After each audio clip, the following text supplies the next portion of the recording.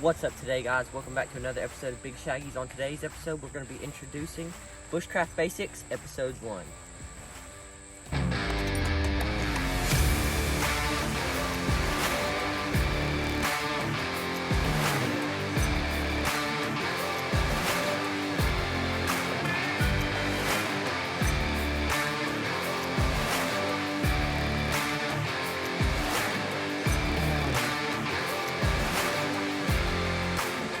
Alright, now to start off, we're going to start off with our packs because that's what you're sticking everything in. Now this one is just a canvas day pack I bought off Amazon. It's mostly a one pocket, but it does have some little pockets inside that you can kind of move your stuff where you not have everything piled in. And then you got the drawstring, and you got 3 pockets on the outside that you can put all your stuff in, and it is waterproof. Now we're gonna go to our cold steel Spetsnaz shovel. Now I chose to bring this and put it in my pack instead of a small axe just because of the versatility of it. You're pretty limited with your axes, where this one you can use as machete and actually use a shovel so you can dig, and you can also make tools with it, almost like a carpenter's axe the way it's made. And now we have Pocket Boy by Silky, and this is the 170. And if you haven't watched the video that we did on that a few weeks back, go watch it, and it kind of goes into a little more detail. But this one is the medium teeth. And now we go to, some might say the most important thing, is our fire making kit. Now this one I'd be wearing it, so I just added that in just because it does have your ferrocerium little stick, but I just stuck it in Altoids can. And we have this, which is just a standard ferrocerium and magnesium stick. Just gonna set that out. And then we have a whole bunch of these windproof matches. Work really good. We'll move them out. And now these aren't part of our fire starting kit, but I just added them in because they fit in the container. This is our Bob Hensler Grim Workshops card and a line card used for your fishing. And last but not least out of our can is this from Grim Workshops. This waxed tinder from its card size. Works really well. But that's it. And now let's go to our mess kit next. So this is our main cooking set. So you have your plate. This is a stove that you fold out,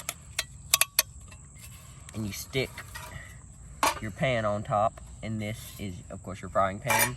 This is the CRKT Eaton tool, and it's a spork. You got your little can opener, and they added some little wrenches, but we probably won't use those.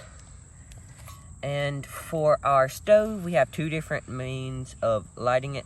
We have just the standard ones that you might see anywhere, the little cubes that you light, which are a little bit hard to light without a lighter.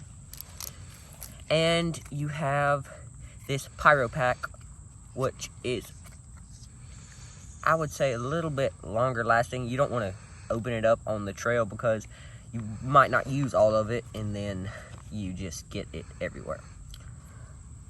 Now we have our food rations, and we will be hunting and other stuff to get some, but it's always nice just in case you don't catch anything or you're just too tired that day. But we have some hardtack we made ourselves, actually. Now this stuff lasts a long time, and we will be doing the video on making this in the future. And then we have our rice.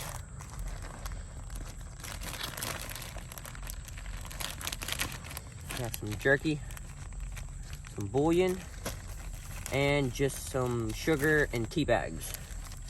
Now we have to our smaller satchel, and this one is just another one you can get off Amazon. It has a pocket in the front, a bigger pocket in the back. You might stick some clothes, a side pocket, And we also have our sharpening, honing stick, and just a normal pack in the inside with some pretty big storage. And that's about it.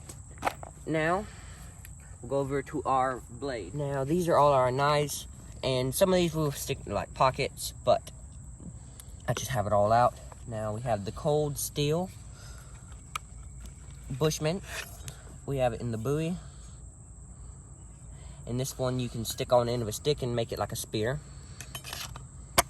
Comes in its little Kydex sheath with a belt clip and your ferrocerium rod. And this one is the CRKT Strafe, just a little belt one.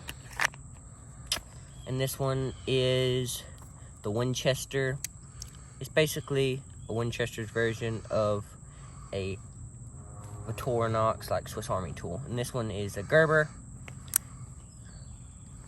one of their little skeleton knives or whatever you call them, I'm not sure. This is another Gerber multi-tool. This one is amazing. It's a whole bunch of different blades and saws, but really, really bulletproof, and I like it. Now to our cordage, we just have 550 paracord, 3 things of jute twine, and about half of a roll of 12-pound bank line for our lashings. And right now, since we're beside it, this is just my notebook that I have put. This is a really, really awesome idea if you want to do it. Just put your knowledge from different survival books all in one. Because some of them, instead of taking a whole bunch of survival books, you take this, and you can kind of move it around to what your situation is. And now, possibly my favorite part of this, we have our slingshots. Now, this is our slingshot repair kit. We'll be doing that later. And this is a natural fork. This is the Sparrow. This one is the Torque. And this is some ammo and another holster. Some more ammo. Lots of ammo. And this one, it might be the most important one we have. This one is the hammer, and you can interchange its heads. And now it is a sling bow. So we have our 2 arrows over here. We can do bow fishing or take a little bit bigger game than just a regular slingshot. And now for our last little bit, we have our shelter and clothing. Now, for shelter, I'm using a hammock with a special hammock tarp that goes along with it. And this is just a normal trash bag you can use. Really, really, really good thing to have. Just, you can use it as a poncho or an extra little tarp, but works good. This is just an extra shirt, 2 extra shirts actually. And this is a shamog, just for anything really, really useful stuff. Now, this is a blanket pin or a cloak pin. I've heard it called different ways, but basically what you do with it is you take your blanket and you can turn it into a cloak if it gets cold out and you're not prepared or something like that, but another versatile tool. Last but not least, we have our cold steel blowgun. This is a 357 Magnum. Works really good.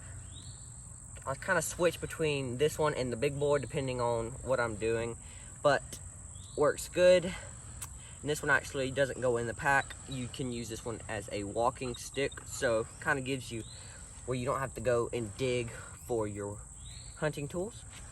But I think that's about all for this one, guys. If you like this video, go down and subscribe to the channel and go look for other videos. And don't forget to comment down below what you think of my kit and improvements that I can make. I think that's it. See you on the next one.